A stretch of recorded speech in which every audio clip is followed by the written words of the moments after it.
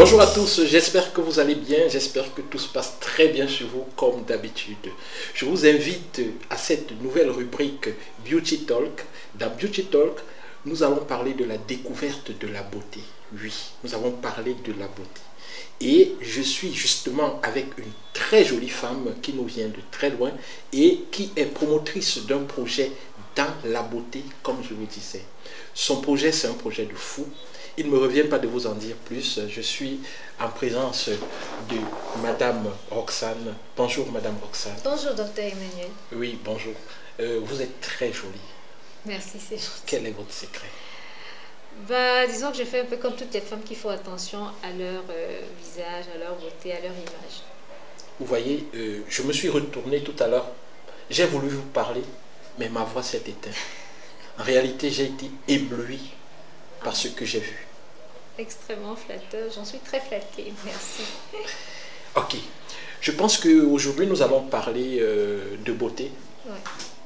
Avec une belle femme, parler de beauté, c'est souvent très difficile. Surtout pour moi qui suis très sensible à la beauté de la nature, à la beauté des êtres humains, à la beauté des cœurs et à toutes les formes de beauté. Bon, voilà. Parlez-nous d'abord de vous. C'est qui Madame Roxane? Eh bien, Madame Roxane, plus précisément Flavie Roxane. Flavie Roxane. Oui. Et Flavie, c'est encore plus flatteur. Merci. Donc, Flavie Roxane, c'est une maquilleuse professionnelle. Oui. Qui a déjà près de 10 ans d'expérience dans le domaine, en maquillage. Oui. Et qui présentement est conseillère technique chez MFL Paris Cosmetics. Conseillère technique chez MFL Paris Cosmetics. Oui. Voilà, j'en viens. Et c'est quoi MFL Paris Cosmétiques? MFL Paris Cosmetics, c'est une entreprise justement de cosmétiques, oui, mais qui a pour spécificité de proposer des produits de maquillage, oui, et essentiellement orientés vers le marché africain. Ok, des produits de maquillage orientés vers le marché africain. Mais qu'est-ce qui fait, c'est quoi orienté, qu'est-ce qui fait la différence entre un produit de maquillage orienté vers le marché africain et un produit de maquillage orienté vers les autres marchés? Qu'est-ce qui fait la différence? Pourquoi cette précision? Bon, déjà, il faut savoir que par zone, oui, si je peux dire ça comme ça, ou alors géographiquement, voilà, oui, il y a des caractéristiques assez spécifiques pour les cibles qu'on retrouve en fait sur chaque zone ou sur chaque, du moins sur chaque zone géographique qui arrive. Et donc, il faut s'assurer de pouvoir répondre aux besoins du marché vers lequel on s'oriente. Oui. Sinon, après, on proposera un produit qui n'est pas adapté, qui ne correspond pas aux besoins ou à la demande. Et forcément, tu sais qu'un mauvais investissement, c'est un gros flop en général. Et quel est le besoin et la demande? C'est-à-dire, pourquoi les Africaines demandent des produits différents, par exemple, des Françaises ou des Européennes? Déjà, de par leur carnation, premièrement. C'est quoi la carnation? La carnation, donc, c'est la couleur de la peau. Ah, la couleur de la peau, c'est la carnation? Oui. Les amis, nous avons appris un nouveau mot. Hein. Carnation, c'est la couleur de la peau. C'est aussi ça l'avantage d'être avec des professionnels de la beauté et de la beauté de la peau. Carnation, oui, couleur de la peau. Exactement. Ok, donc, en fonction de la différence des couleurs de la peau, c'est ça? Exact. Et il n'y a pas que ça, il y a une autre caractéristique qui est assez importante aussi. Je vous écoute. C'est le type de peau. Le type de peau? Oui. En général, en Afrique, on retrouve des peaux essentiellement dites grasses. Donc des peaux grasses. Ouais. Donc c'est des peaux qui vont produire excessivement de sébum et qui seront luisantes à la fin. Par contre, sur le marché européen, on retrouve beaucoup plus des peaux sèches. Oui. C'est pourquoi elles produisent moins de sébum. Elles produisent beaucoup moins de sébum. Et c'est quoi le sébum pour ceux qui nous écoutent? Le sébum, c'est ce corps gras, ce corps lipidique qui est produit par la peau. Donc, un corps lipidique? Oui. Donc ça a des lipides? Oui, c'est gras, c'est lipide. Donc la peau, pour son équilibre, a besoin d'un apport en eau et en corps gras. Ah, ok. Et généralement, ce corps gras, elle le produit elle-même. Ah, ok. Oui. Mais là, c'est carrément un cours sur la peau. Hein. Un tout petit peu. Pas très approfondi, oui, mais du moins, c'est déjà une information assez importante à connaître. Donc, sur le marché européen, on a beaucoup plus des peaux sèches et sur le marché africain, on a beaucoup plus des peaux grasses. Et donc, de par les caractéristiques donc, de carnation, de type de carnation, oui, et de type de peau, oui, il faut répondre à des spécificités du marché. Oh, d'accord. Donc, chez MFL Paris Cosmétiques, vous commercialisez des produits beaucoup plus pour le public africain, pour les femmes africaines. Tout à fait. Donc, votre but, en fait, c'est de donner la beauté aux femmes africaines, oui, c'est ça? Permettre qu'elles aient cette accessibilité-là. Ouais. S'assurer aussi que les produits qu'elles vont utiliser sont plutôt des produits répondant aux normes. Oui, parce que sur le marché africain, on retrouve généralement beaucoup de no-name dont on ne sait quelle est la provenance réelle et dont on n'est pas certain de la qualité. Voilà. Donc, vous m'avez accordé cette interview beaucoup plus parce que j'ai été curieux de savoir pourquoi est-ce que vous êtes en train de lancer des nouveaux produits numériques en termes de formation. Je précisais que vous êtes d'ailleurs au niveau de MFL Paris Cosmétiques, vous avez une responsabilité au niveau de la formation. Vous pouvez nous dire ce que c'est? Quelle est cette responsabilité que vous avez au niveau de la formation? Donc, justement, en tant que responsable du département de formation, je m'assure que les produits sont compris par les clientes. Généralement, l'écart qu'il y a entre une marque et le consommateur, c'est la compréhension. Ouais. De savoir comment est-ce que le produit fonctionne et comment il peut être bénéfique pour le consommateur. Donc, on peut se retrouver avec un produit qui, en fait, nous est destiné et qui correspond à ce qu'on recherche, mais par le simple fait qu'on ne sait pas comment il fonctionne, on se dira que ce n'est pas le bon produit. Ouais. Mais c'est d'où l'importance d'avoir un traducteur, entre guillemets. Et c'est vous le traducteur, en fait? Je suis un tout petit peu le traducteur. Aïe, aïe, aïe. Le langage du consommateur, le langage de la beauté de MFL Paris, et vous essayez de traduire. Exactement. Mais c'est fort, cette image-là. Je la trouve très forte. Donc, du coup, l'idée, c'est de faire comprendre facilement aux consommateurs comment utiliser les produits et comment les optimiser aussi dans certaines circonstances. Mais en dehors de ça, on a aussi des personnes, puisque le domaine du make-up est très florissant en Afrique et au Cameroun en particulier. Ouais. Donc, il y a de la demande qui augmente chaque jour. Et parfois, on ne peut pas répondre à tout le monde au même moment. Et il y a donc eu ce besoin de pouvoir ouvrir les portes du centre de formation, de pouvoir se rendre, atteindre la cible là où elle se trouve sans qu'elle ait besoin de se déplacer. Vous êtes en train justement de répondre à la question que j'allais poser. Pourquoi des formations? Parce que je pensais que vous commercialisez des produits de beauté, de make-up, de maquillage, et après vous parlez du département formation. Je voulais vous demander pourquoi vous formez. Vous avez commencé à répondre. Oui. Est-ce que vous pouvez compléter cette réponse-là? Pourquoi est-ce que vous formez des gens? On forme parce qu'il est important que la profession de maquilleur soit comprise. Il y a un souci, c'est que tout le monde, ou bien du moins la plupart des personnes qui se retrouvent avec un pinceau et un produit se disent déjà maquilleur ou encore maquilleur professionnel. Pourtant, c'est pas ça. Non, mais attends, pour se maquiller, je pense qu'on prend les produits, là, vous appelez ça comment? Des poudres, on frotte, et puis, basta, on est maquillé. C'est ça, non? Pourquoi est-ce que vous avez besoin de me former à faire cela? Parce que pour avoir le résultat optimal... J'ai ma main, j'ai un pinceau, j'ai la poudre, je mets là et puis et je suis maquillée. Pourquoi vous avez besoin de me former? Bon, parce que c'est pas tout le monde qui est satisfait généralement par le rendu. Et pour avoir un rendu acceptable, il faut donc traiter les questions de gestuelle, par exemple, traiter les questions de précision. Donc, attendez, ça veut dire que la manière dont je dois me frotter la poudre, là, il y a toute une philosophie. Oui, carrément. Waouh. En dehors de ça, j'ai pour habitude de dire aussi que le maquillage, c'est une science. Le make-up, c'est une science. C'est un art, mais c'est aussi une science. Donc, c'est une science un peu comme le génie chimique que j'ai fait, en fait. Oui. On y retrouve même de la géométrie. Waouh! Attendez, donc il y a même parfois des courbes, c'est-à-dire que des figures qu'on doit faire en se maquillant. Et parfois, il faudra faire usage de symétrie. Ça, c'est intéressant. Donc, pour comprendre tout ça, donc, on a besoin de se former. Oui, on a besoin de se former. Et d'où le centre, le département de formation de MFL Paris Cosmétiques. Tout à fait. Et quelles sont les formations que vous proposez à votre public, à vos clients? On va dire qu'elles sont généralement de deux types en fait. Oui. Donc on a l'automaquillage et puis la formation professionnelle. Proprement dit. Oui. Donc dans l'automaquillage en fait on permet aux consommateurs d'explorer le produit et d'obtenir satisfaction de façon optimale.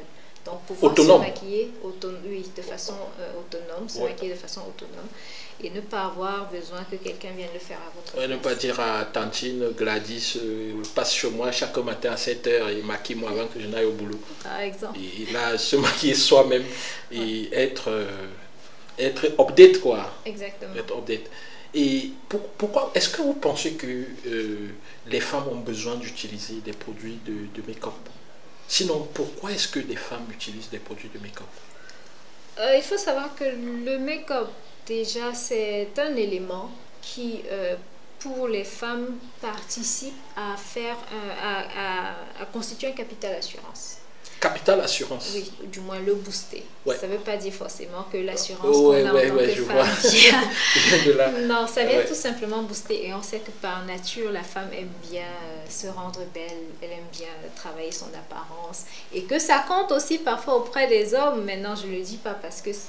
Non, mais ça reste un élément important. Tout comme tout être humain a besoin de prendre soin de son apparence. Bon, chez la femme, c'est généralement un tout petit peu plus poussé. J'ai une question à vous poser. Est-ce que vous êtes fait de make-up? Vous êtes maquillée? Oui, je me suis maquillée. Là où vous êtes là? Oui, bon, au moins mes lèvres certainement l'indiquent, même si le teint n'est pas forcément très intense. Mais oui, je suis maquillée. Et une autre question. J'ai lu quelque part, ça va peut-être vous faire rire, que lorsqu'on se maquillait, ça stimulait l'appétit sexuel chez son partenaire. Qu'est-ce que vous pensez de ça? Je dirais oui. C'est clair.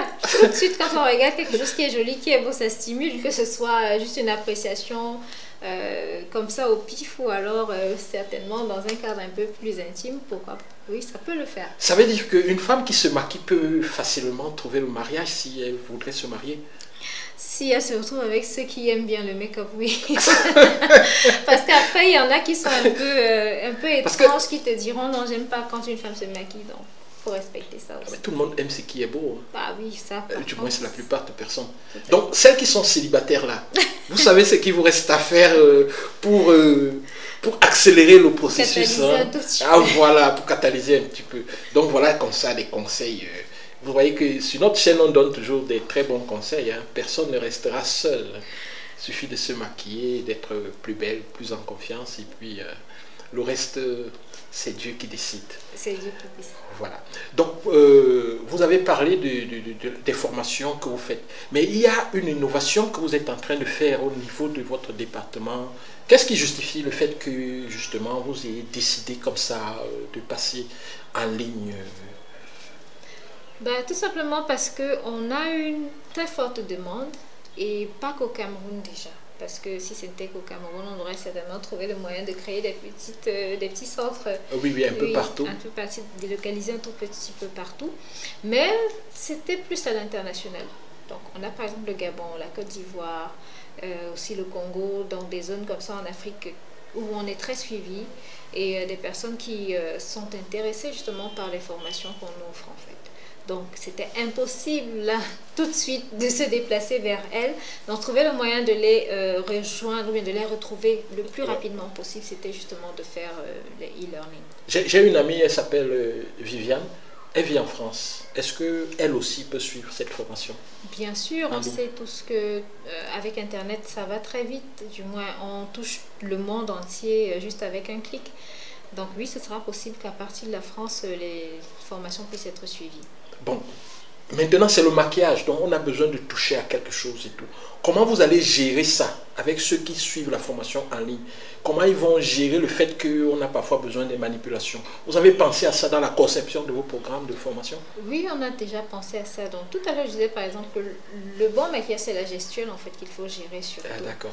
Donc on sait déjà comment est-ce que les produits, on a une très forte expérience justement dans le maquillage, donc on sait déjà comment est-ce que les produits réagissent, du moins comment est-ce qu'un débutant peut avoir des soucis de gestuelle et comment les recadrer. Donc c'est facile justement à partir d'une image, même si on n'est pas prêt, que cela soit résolu. Il suffit juste que chacun ait ses produits à la maison et que maintenant, suivant les cours, puisse écouter justement les orientations pour la gestuelle et justement pour la précision.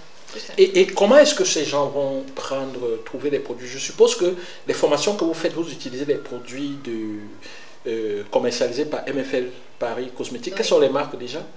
Lovely Pop. Lovely Pop. Il y a Lovely Pop, Laetitia Well, Dedona et aussi Yes Love. Ah, ok, super.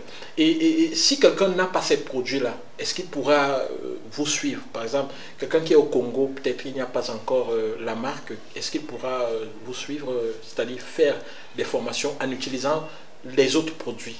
Ou alors vos produits, c'est l'idéal, je ne sais pas. Donc, je dirais qu'à la base, ce serait bien d'avoir nos produits, c'est plus facile généralement pour obtenir les résultats. Pour obtenir les résultats justement qu'on souhaite. Mais ça n'empêche que si quelqu'un est très éloigné de nous et qu'il a du mal, soit il peut passer des commandes en ligne aussi, ça c'est possible, avec justement, comment on dit, livraison justement vers eux. Vous pouvez envoyer des produits au Congo? Oui, on peut envoyer les produits au Congo. Ah, ok, super. Oui, ça c'est possible. Dans les autres pays d'ailleurs? Exactement, c'est possible. Maintenant, pour ceux qui seront peut-être un peu limités ou un peu trop retirés, qui penseraient que c'est pas possible, bon, on fera avec ce qu'ils peuvent. Hein. D'accord, ok. Donc, Madame Roxane, vous êtes responsable du département formation. Quel conseil vous pouvez donner à quelqu'un qui nous suit et qui aimerait être comme vous? C'est-à-dire avoir toutes ces capacités-là, vous avez détaillé, nous n'allons pas entrer dans les détails, mais lorsqu'on vous entend parler, on comprend que, comme on dit au Cameroun, vous maîtrisez. Qu'est-ce que vous pouvez donner à une jeune fille comme conseil qui aimerait comprendre ce métier de la beauté comme vous? Peut-être le conseil qui m'avait été donné aussi par une aînée du métier, en fait, quand je commençais. Oui, ça s'appelle transmettre. Ce que vous avez reçu, vous transmettez. Allez-y. Donc, ouvrez les mains, les filles, là, pour recevoir. Donc, ce qu'elle m'avait dit, c'était prends le temps. Ouais. Prends ton temps. Donc, c'est surtout prendre le temps d'apprendre et prendre le temps, justement, quand tu réalises, par exemple, le maquillage. Il ne faut pas aller à la va-vite parce que, justement, quand on se rend compte qu'une dame ne parvient pas à mettre son rouge à lèvres ou son fard comme un professionnel, en fait, la distance entre les deux, c'est le temps. Le temps d'être précis, le temps d'avoir la bonne gestuelle. Et maintenant, pour être professionnel, le temps d'apprendre. Donc, le temps 3 fois. Prends ton temps, prends ton temps, prends ton temps. La règle des 3 T. Mais moi, je vais ajouter à cela, prends ton temps 3 fois et après, prends plaisir. Oui, surtout. Ça c'est vrai, c'est un détail. Parce qu'après, comme pour tout métier, si tu n'as pas la passion, ça ne vaut pas la peine. Ok, donc 3T plus P. Exact.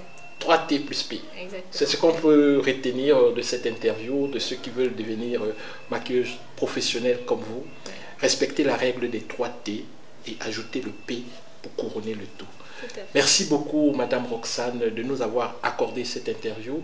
Et il y a autre chose, peut-être que nous n'avons pas souligné ici. MFL Paris Cosmétique est en train de lancer des franchises. Peut-être quelqu'un qui nous suit au Congo, en France, en Belgique, au Canada, je ne sais pas trop où, pourrait peut-être être intéressé par ce nouveau mécanisme de partenariat qui est en train d'être lancé par l'entreprise. Tout à fait. Si c'est le cas, est-ce qu'il peut se rapprocher de vous, appeler le numéro qui est en bas, peut-être pour avoir plus d'informations? Bien sûr, c'est une opportunité, justement, je dis généralement, c'est une opportunité d'affaires à ne pas manquer du tout. Parce que, je vais dire quoi, la marque ou la maison MFL ne voudrait pas justement profiter de cette opportunité toute seule. Ouais. Donc, d'où l'établissement de ces partenariats à travers les franchises qui permettront justement à toute personne intéressée de pouvoir grandir avec nous. Ok. Donc, merci, je vous remercie. Merci, Dr. Emmanuel. Et je vais dire au revoir à ces nombreux téléspectateurs qui nous suivent. Et je tiens à le rappeler, et je peux déjà le dire, au niveau de la cellule technique, nous avions un responsable, il s'appelle Monsieur Eric Minkoulou. C'est le technicien aux yeux et aux doigts d'or. Au revoir et à très bientôt. Bye bye.